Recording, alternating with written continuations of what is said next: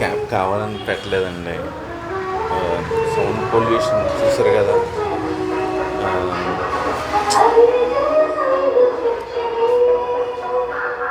తర్వాత ఇండియా వెకేషన్కి వచ్చానండి.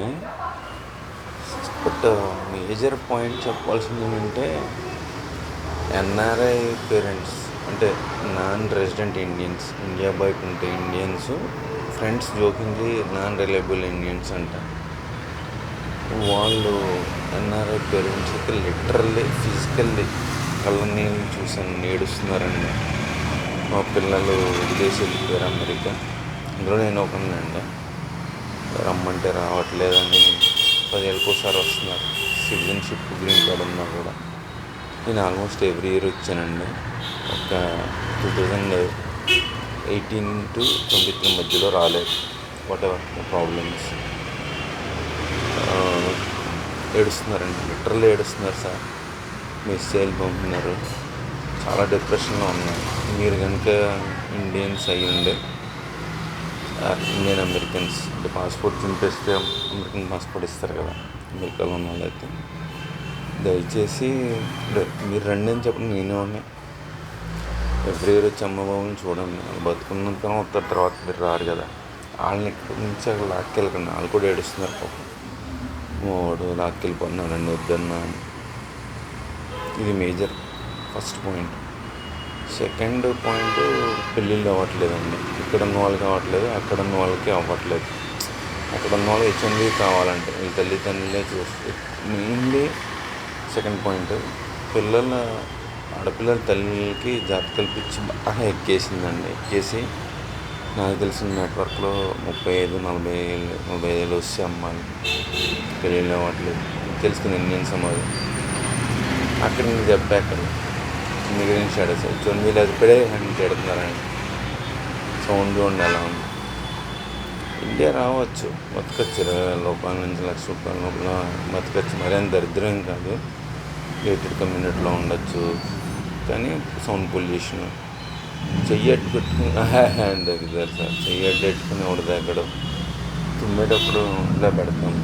అమెరికాలో జైడు ఎక్కడైతే టిష్యూ పేపర్ కొడతాం అక్కడ పేపర్ ఉంటుంది, వాటర్ ఉంటుంది. హార్న్ కొడతారు.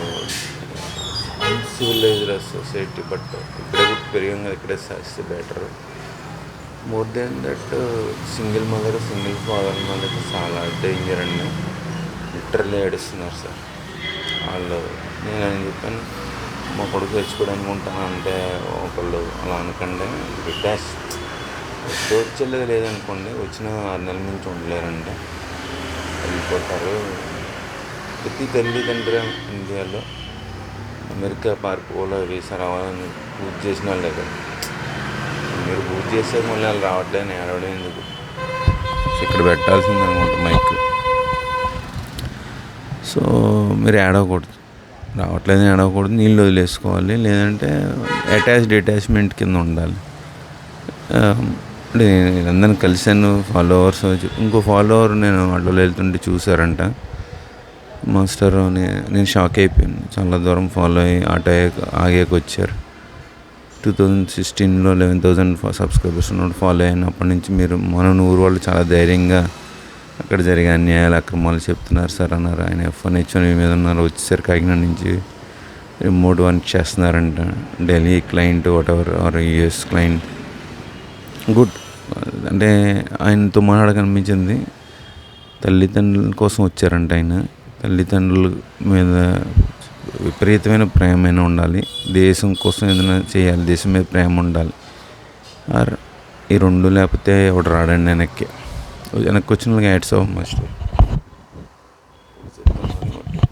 మైక్ ఉందని అన్నాను. న్యూస్ పేపర్ చదువుతున్నాను రెగ్యులర్గా. కొన్ని ప్లేస్లు అవి చూశాను.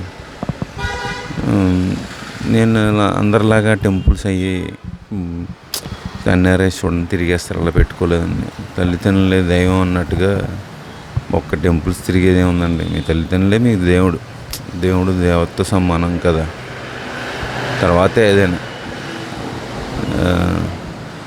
మీరు తల్లిదండ్రులు సరిగ్గా చూసి టెంపుల్ తిరిగితే ఏం వస్తుంది. సో ఇది చెప్పాలనుకున్నానండి. నేను తప్పులుంటే మన్నించండి. మళ్ళీ పాయింట్స్ మళ్ళీ చెప్తానండి. ఉంటానండి. బట్ ఇండియాలో పేరెంట్స్ అయితే ఏడుస్తున్నారండి, అందులో డౌట్ లేదు. Good luck.